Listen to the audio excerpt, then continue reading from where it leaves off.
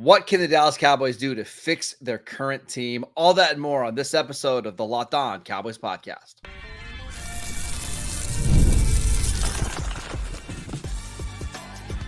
You are Locked On Cowboys, your daily Dallas Cowboys podcast. Part of the Locked On Podcast Network, your team every day. Welcome back to the Locked On Cowboys podcast, part of the Locked On Podcast Network, your team every day. We'd like to thank you for making us your first listen of the day. Today's episode is brought to you by FanDuel. Place your first $5 bet and you'll get started with $200 in bonus bets guaranteed. Just visit FanDuel.com to get started. Welcome back. I am your host, Marcus Mosher. You can follow me on Twitter at Marcus_Mosher. Joining me today, as always, is Landon McCool. You can follow him on Twitter at McCoolBCB. On today's show, it is a Fix It Friday. How can the Dallas Cowboys fix their team coming out of the bye week? Landon, let's start with the offense, because I honestly, as bad as the defense has been, I actually think the offense needs more work. What can they do on that side of the ball to get better? Yeah, it certainly feels like the defense has at least more excuses for why they're playing poorly, right? And also, I do feel like before a lot of those injuries happened, we at least saw maybe the defense kind of turn things around a little bit against Pittsburgh at times. But yeah, I think the offense has been kind of DOA since week one in a lot of ways, right? We've talked about performances that need to be better and individual players that need to play better. And we'll talk a little bit more about that. But some of the schematic stuff that feels like it needs to adjust. I think the first thing that we kind of gets pointed to, and this is sort of, indirectly alluded to by Troy Aikman very loudly yesterday. I actually don't know what platform he was on. Was he on a podcast that he made that? I can't remember. I'm not sure. But either way, he basically made some comments essentially suggesting that the Cowboys route running and the receivers were lazy. We're not running the routes correctly, or we're running them, with not very much emphasis and certainly not efficiently enough to kind of get open. And I don't think that that's wrong necessarily. I mean, I don't know that I've watched the tape regularly and thought, man, this guy's not running at full speed or not running the route, completely correctly. I definitely have noticed that obviously when there's been a kind of a miscoordination, right, where you see, I think the most famous situation we've seen so far is Brooks running into Schoonmaker on one of those third down passes in the game on Sunday. You see where guys don't appear to be in the right spot or don't appear to be on the same page with Dak, and that goes all the way up to CeeDee Lamb, right? I mean, we've seen that quite a bit with CeeDee Lamb. I think that what the Cowboys desperately need is to adjust some of the routes that they are running, right? It just feels like we constantly are talking about, the stop route, the stop concepts where it's all stops. Dak's trying to get through a progression to find an open guy. And to be fair, I think that this is something that Dak likes. I think that this is a progression that Dak enjoys, whether it's, necessarily beneficial at times. I think that's an argument. But I think one of the things that we saw coming out of the bye last season was the way that they were deploying these receivers and the kind of changes that they made in order to kind of better fit their skill sets, to better fit the opportunities to get them open.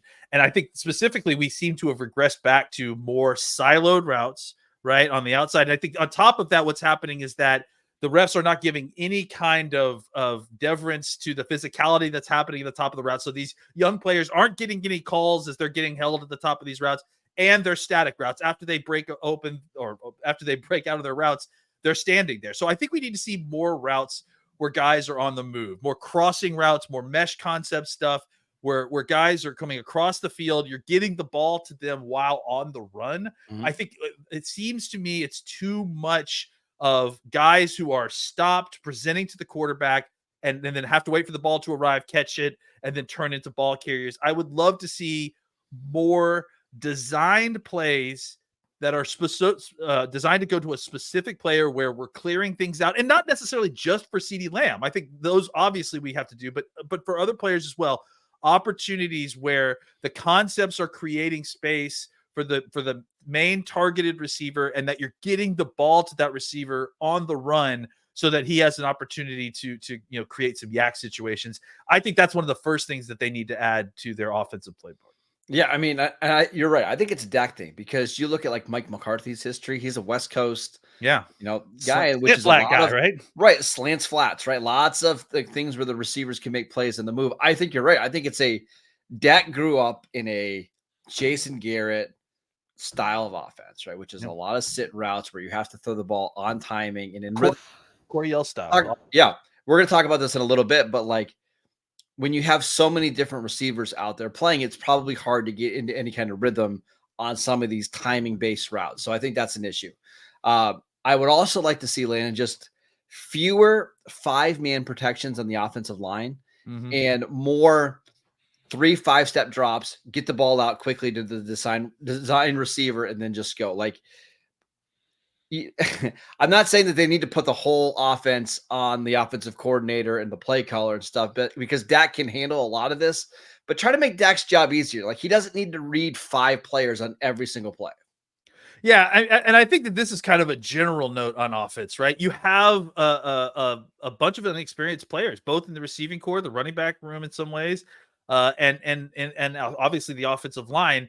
It feels like they are trying to go straight into the deep end with this stuff, right? Like I was shocked just kind of looking back the number of 5 and 6-man protections that this team is using, considering how young this offensive line is, and I think that goes for the wide receivers as well. Is like I think it's hard with just route running to kind of break open on a stop route, especially if the quarterback isn't delivering the ball like in a timed manner. Dak is going through a progression of stop routes, and because of the way they're calling this, sometimes he's throwing the ball extremely late, which is not, giving the opportunities to the wide receivers to catch these balls. Let's give these guys opportunities to catch the ball while they're while they're running away from the defender, while they're, in the middle of the teeth of the defense, create some space. This is not like, look, I think everyone is on this idea that Mike McCarthy can't design an offense that creates space for the wide receivers. He can. They just haven't done this. I think a lot of it has to do with preference and what they've practiced in the offseason and what Dax feel comfortable. I think it's time to maybe strip things down a little bit, understand that what may have made folks comfortable in the past isn't quite working. Let's get to what is working with some of these younger guys. And I think, getting them opportunities to get the ball without having a cornerback draped all over his back because he knows exactly what route is being run. I think that will, open things up for some of the other receivers on this offense. And frankly, that will open things up for CeeDee Lamb as well. And I think that's a huge part of making sure this pass offense takes a level up from where it is currently. I want to go back to the yak opportunities because here's one of the issues that I'm having with this team right now is if you were to rank your top players after the catch in this roster, obviously I think CD's number 1. Would you say Turpin's number 2? Yeah, I mean, as far as like guys who you'd like to have the ball in their hands in the middle of the defense, I think so. That makes sense. I think the issue is last year it was Ferguson that was probably the second guy after the catch. I think you mentioned it on yesterday's show. He does not have a broken tackle. Yeah, and I think you figured out why. So I went back and did some research. He had there was an article that came out in August this year where he said he finished the 2023 season at like 239, 240 pounds. And going into this year, he's put on like 15 to 20 pounds of muscle. And I think you see that. Like he's physically a bigger tight end than he was last year. But you add the weight on top of the knee injury that happened in week 1. He just looks a lot slower than he did last year. And if Ferguson's not making plays after the catch, this offense gets pretty not explosive pretty quickly, Landon. Well, look, I mean, I think if we were going to describe like the overall problem with this team, especially on offense, right? It's death by 1,000 cuts, right? Yeah. And that's what it is. It's like you have an inexperienced offensive line. You've got a quarterback who's pressing. You've got a wide receiver who's still kind of getting into the swing of things after missing training camp. You've got a running back room that isn't quite talented enough. You've got a wide receiver room underneath CeeDee Lamb that has some players who can play, but they're completely inexperienced and they aren't going to get the benefits. And then on top of that, you're losing Brandon Cooks, who, again, by himself, losing Brandon Cooks shouldn't be enough to derail the offense. but losing Brandon Cooks while having this less experienced offensive line, less experienced wide receivers, less experienced running backs, it all accumulates up and adds up, and then eventually that's why all these death by 1,000 cuts add into a kind of destroyed offense. And the good side of that is that I think that there's a way to turn all that around, right? Like you can kind of, if you can fix a couple of things here and there, find a way to make adjustments to make a couple of these situations, minutely better, that also can add up to a more positive situation in the same way that the 1,000 cuts can, create a negative situation. So if the Cowboys can kind of find a way to get some experience on the offensive line, which is, I think, something that's going to happen naturally, they can, find a way to get their wide receivers better opportunities. They need to figure out some other things in the rotation. We'll talk about that later. But I do think that there is a way that this offense can really turn things around from where they are currently. Yeah, let's talk more about the offense because I would love to see them shorten the rotation, not only at wide receiver, but also at running back. We will get to that next. This episode is brought to you by Arena Club. For most of us that like collecting cards, the idea of spending $2,000 or $3,000 on a single Patrick Mahomes rookie card or CJ Stroud rookie card just isn't in the cards. I love collecting. I've been collecting my entire life, but that's some serious money to drop. I don't think my wife would ever let me spend that much money on a card. But thanks to slab packs from arenaclub.com, now it's possible to score gem mints for a fraction of their retail price. Those two cards I just listed were hit in the Arena Club slab pack drops over the last couple of weeks. Arena Club is the only repack that provides real value, a complete view of all possible cards, and a clear hit rate for each one. I love Arena Club. I just hit a Jahmyr Gibbs rookie card in a slab pack a couple weeks ago. It's so easy to use. Arena Club slab packs are revolutionizing the repack game with transparency. After your pulls are revealed, they'll be immediately placed in your showroom for safekeeping, or you can sell them, or you can trade them, or you can auction them off. Right now, you can get 10% off your first slab pack or card purchase by going to arenaclub.com/LockedOnNFL and use promo code LockedOnNFL. That's arenaclub.com/LockedOnNFL, promo code LockedOnNFL for 10% off your first purchase. This episode is brought to you by PrizePicks. PrizePicks is the best place to get real money sports action with over 10 million members and billions of dollars in award winnings. PrizePicks has made real daily fantasy sports accessible to all. You just pick more or less on at least two players for a shot to win up to 100 times your cash. Run your game all season long on PrizePicks. One of the reasons that I love PrizePicks is that it's available in most states, including California, Florida, Georgia, and Texas. Plus, it's the only real money daily fantasy sports platform with an injury insurance policy. So your lineups stay in play, even if one of your players gets injured. For example, I had Chris Olave in week 6. He left early with a concussion, didn't return, but that lineup stays live. Again, PrizePicks is the only real money daily fantasy sports platform with an injury insurance policy. Sign up today and get $50 instantly when you play $5. You don't even need to win to receive the $50 bonus. It's guaranteed. Download the PrizePick app. Use promo code LockedOnNFL to get $50 instantly after you play your first $5 lineup. PrizePicks, run your game. Welcome back to the Locked On Cowboys podcast. We'd like to thank you for making us your first listen of the day. We are doing a Fix It Friday, how to fix the Dallas Cowboys coming out of the bye week. Landon, let's talk a little bit more about the offense. I know for you, a big deal is figuring out this RB2 situation. I think you and I are both in the same camp that Rico Dowdle should be the clear-cut starter, but I think they've got to figure out somebody that complements him and just stick with it. Yeah, I mean, I think the issue that we're seeing now is that Zeke is kind of further deteriorated at a certain point. I think that we've gotten the rotation close to where we wanted it. I think, right? Like, I mean, I would say, especially the Pittsburgh game was close. Pittsburgh game was great. Yeah, was great for what we're looking for. I think that even then, they still need to figure out who is that second running back getting touches, because it just doesn't feel like Zeke is giving you what you needed, right? And they've reduced his role further. And I think that, people have viewed that exactly the wrong way, right? They're like, why isn't Zeke getting more touches when the answer is on tape? And I think that the question that we should now be asking ourselves is, all right, I think we know what we've got in Rico Dowdle and how much we want to give him. I think we've got a role for Hunter Lipke, though I failed to see him enough on, in this last game. I think what they still need to figure out is exactly how they're doing the rest of those touches, right? They're still giving the ball to their wide receivers too much, as in a running back situation. I think that they, whether it's signing somebody off the street or making a small trade, and I know that this is fool's gold to suggest this, and frankly, you and I have been talking about this since, cut downs at training camp, that we had expected that they were going to add another running back, and they just never did. They did. They added Dalvin Cook. Okay. Oh, sorry. Yeah.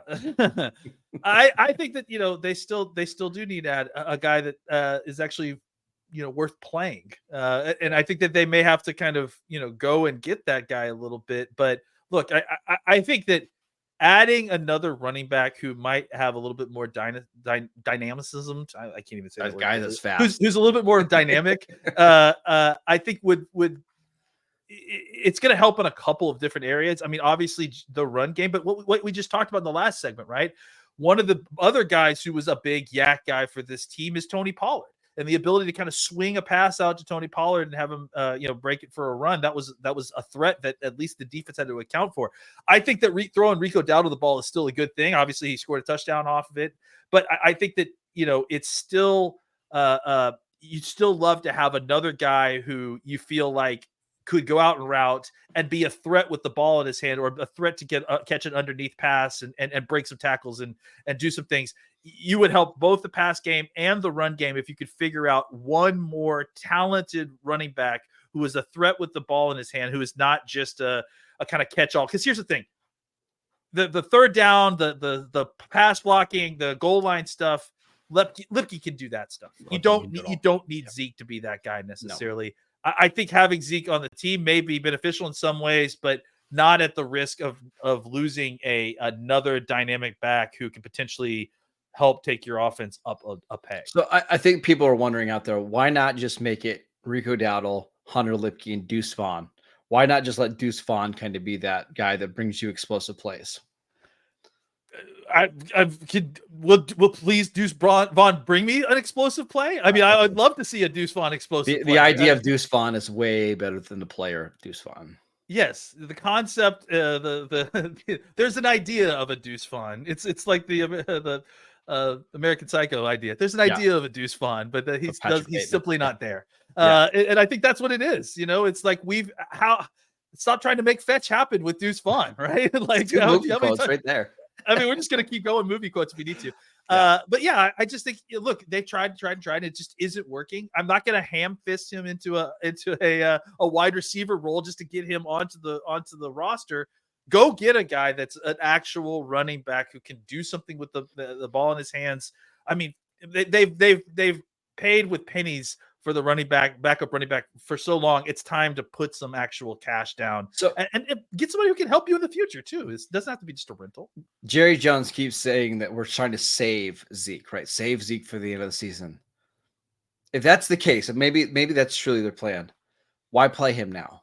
Like, why not just keep him as fresh as possible for December and January and get somebody else in there that can help you? This is fresh Zeke. And look at what we're getting right now. You're trying to save this for playoff time? No, thank you. That's the point, is that this isn't good enough now. And Zeke isn't going to be a better running back at the end of the season.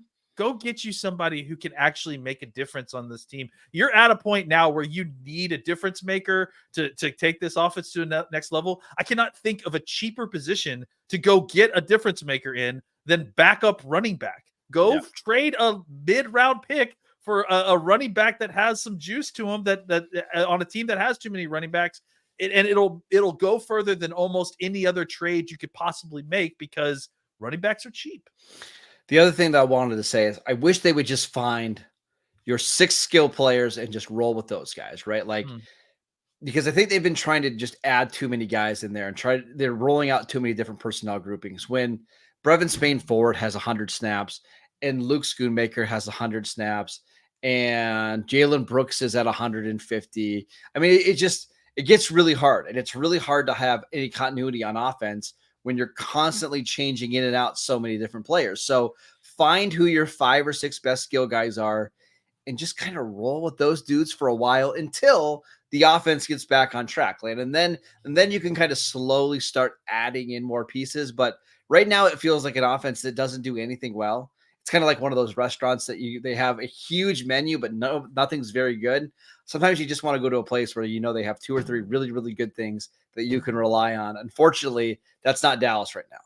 I mean, I think that there are guys that are on offense that are getting touches right now that maybe you could just hold off until a little bit later in the season. Until like I think Brooks is one of those guys, right? Yes. Where Yeah. it's just not working for him right now. He's fighting through it. He's had a tough time a little bit. I think just giving those guys a little bit of a break from offensive snaps and kind of tightening things down to a more simplified group, at least until you feel like things kind of smooth out. And I think as the season goes on, more reps will help with, kind of evening things out for all these players. I think until then, keep it kind of tighter to the vest and try to design things for a smaller group of folks who you can rely on. I think that's at least a way to start building positive momentum, and then you can start adding in more pieces as the season goes. What's the best example of a chain restaurant that has a small menu? A chain restaurant that has a small IHOP menu. Just do pancakes. Yeah, well, does IHOP have a small menu though? Well, I mean, it's all pancakes though. There's just different variations of pancakes. Like Five Guys to me is like, there you go. We're just doing burgers and fries. They're just doing burgers and fries, basically. It's going to cost you $150. It's going to, it's amazing how cheap it smells inside for how much you're paying to get out. All right, let's talk about the defense, because the Cowboys defense is historically bad right now. What can they do to fix that side of the ball? We will get to that next. This episode is brought to you by FanDuel. Hey, NFL fans, you can start the season with a big return on FanDuel, America's #1 sportsbook. So when you get a hunch in the middle of the game, you can check out the latest stats, view live play-by-play, and so much more on the same page where you place your bets. You can get started with $200 in bonus bets guaranteed when you place your first $5 bet. I know that the Cowboys are on bye this week, but that doesn't mean you're not going to be watching the football games this Sunday. We've got an awesome slate of games, including Lions, Vikings, Packers, Texans, Falcons, Seahawks, and then in the afternoon, Chiefs, 49ers, a Super Bowl rematch. Go right now to FanDuel, check out all the lines, put together maybe a little 3-team money line parlay. Once you place that first $5 bet, you're going to get $200 in bonus bets guaranteed that you can use on anything on the site, including money lines, totals, futures bets, divisional bets, who's going to win the Super Bowl. All of that is available on FanDuel.com, America's #1 sportsbook. Welcome back to the Locked On Cowboys podcast. We'd like to thank you for making us your first listen of the day. For your second listen, go check out the new Locked On NFL show. 2 shows every single day. 1 in the morning with Tyler Rowland, 1 in the afternoon with Tony Wiggins for some real NFL talk. Download the podcast wherever you get your podcasts, and it's also available on YouTube. All right, Landon, let's talk about the defense. How can this Cowboys team fix their defense moving forward? Yeah, it's funny because, on the defensive side of things, we just finished talking about how we felt like they kind of needed to bring it in a little bit, right? Like play the players that they rely upon, the kind of vets they know that they can perform in some of these situations. Maybe let some of the Brevin Spanfords, the Brookses, and those guys kind of take a step back a little bit until they can kind of get on even ground. On defense, it's almost kind of the opposite direction, especially in the secondary, right? Like, I think one of the biggest issues, look, speaking of 5 guys, the Cowboys have lost seemingly 5 guys at defensive end so far in the last 3 weeks. So they're down to their 5th and 6th defensive end. There's not a ton they can do about that, And I think that's one of the big issues on this team currently, is that unfortunately they got hit by the injury bug at a very specific position, which is one of the most important positions on the football field. So health is going to be something that is going to be hopefully a positive moving forward, because you're going to start getting some of these players back. So that's something that is hopefully going to help kind of correct this team naturally without any of them having to do anything. But until then, you've got guys in the back end who are just don't look the same. And I think we're talking about Hooker and Wilson specifically, right? And maybe especially Hooker, right? It just I seems think like, Wilson is just, if he could tackle better, he'll be fine. but that's always been the issue with Wilson I at this know. point, right? Sorry, Like, and Johnny. here's the problem with Wilson is that Hooker's gotten slow and that needs to be replaced because you need athleticism. Wilson is still just Wilson, but his high variance play right now is not helpful, right? Like, Yeah. you need a solid player right now. You don't need somebody mixing it up and creating. Like, right now, you just need someone to make the tackle on 2nd and 4 to make sure that it's not a first down, right? Like, that's what you need from your safety. So I think, you and I talked about for years that they've had safety depth when they've never had it before. They've got Bell, they've got Thomas. We should see more of those guys. We should see more of Mukwamu out there and snaps again, going out there and the limited snaps he has and playing decently. So I just think that the Cowboys are lucky in the sense that they have this depth at safety. They frankly have looked slow and old at the spot and in a position that they aren't rotating those guys the same way they were last year. So I think it's time to start seeing some of these younger guys more, just simply because I think it gives you a little bit more athleticism, probably more playmaking. Both of these guys, Bell and Thomas, it's not like they've never played before. They played tons. They've got lots of experience playing in some form of fashion. Bell especially, maybe that's at linebacker, but ultimately moving over to a box safety role isn't going to be too difficult for him. So I think that you need to just start kind of changing things up a little bit because I don't know whether it's the defense is not a great fit for the way that these guys play. I can't imagine that's it because they are still playing a ton of single safety high, just like the rest of the league. So I just think it's time to kind of at least see what you've got in some of these other, your most talented backups that you wanted to see get these opportunities, to see them get less opportunity this year. And while Hooker and continues to get older and slower, I just think it's time to kind of see some fresh blood in there and see if you can get better play. Yeah, Marquise Bell and Wande Thomas were big time players for you last year, especially Marquise Bell. Now, I know I got a little hairy at the end of the year, but Bell was one of your best tacklers, and he's played 22 snaps, I believe, through 6 games. Part of that is injury. He did get injured. So part of that is injury. But yeah, absolutely. Wande Thomas played a big role in week 1 last year. Remember, he had a really nice play. He had the block field goal. I believe he's played 24 snaps through 6 games as well. Your guy, Izzy Makamu, continues to only play 20 snaps total. We're not saying that those guys are going to come in and automatically be better than Malik Hooker and Donovan Wilson, but if you're going to be bad, you might as well be athletic and bad, right? Like, get some more athleticism on the field. The other thing I wanted to mention is, I know Mike McCarthy likes to save some of his padded practices for the end of the year, right? So, you can save them closer to playoff time. But their tackling was horrendous against Detroit. It was awful. Mm-hmm. I think it was the second David Montgomery touchdown was some of the worst tackling I've ever seen. Maybe it's time to start using up some of those padded practices. And instead of just putting on the pads, I know teams hate to do this, but they might need to go to some live tackling in practice because of how bad it was against the Lions. So I'm starting to believe that, just by context clues and stuff like this, right, where I genuinely believe that Mike McCarthy's season-long team building belief is just survive the first month. I think that it is. Yeah. Don't waste resources. Don't use up practices. Don't, survive the first month. And then, you keep those padded practices and you keep all it's not just that. It's the padded practices. It's the motion and on offense. It's the creativity on offense. It's not just coincidence that the last 2 seasons they've come out of the bye and this offense has looked different. And suddenly all the things that we've been saying we're missing suddenly show up in this offense. Yeah. I'm starting to believe, obviously McCarthy would never admit this because for strategic reasons. And also I'm sure it wouldn't play well with the fan base and Jerry wouldn't like it playing well with the fan base.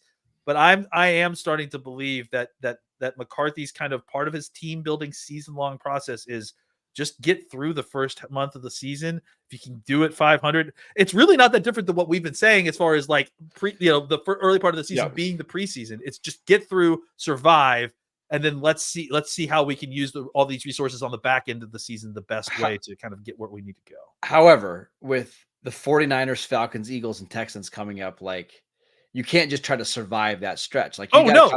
you got to come out at least Oh, yeah. 2-2, if not 3-1, if you want to have a chance to make the playoffs. And that's where this is really hard. Like I think last year they've got a favorable schedule after the bye. This year, not so much.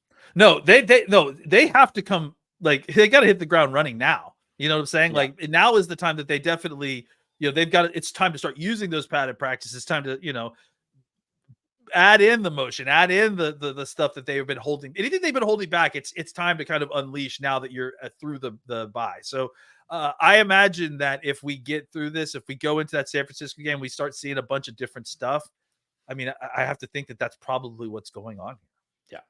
All right, that is it for today's show. We want to thank you for making Locked On Cowboys your first listen of the day. Go ahead and make Locked On NFL your second listen. Check it out on YouTube, wherever you get your podcasts.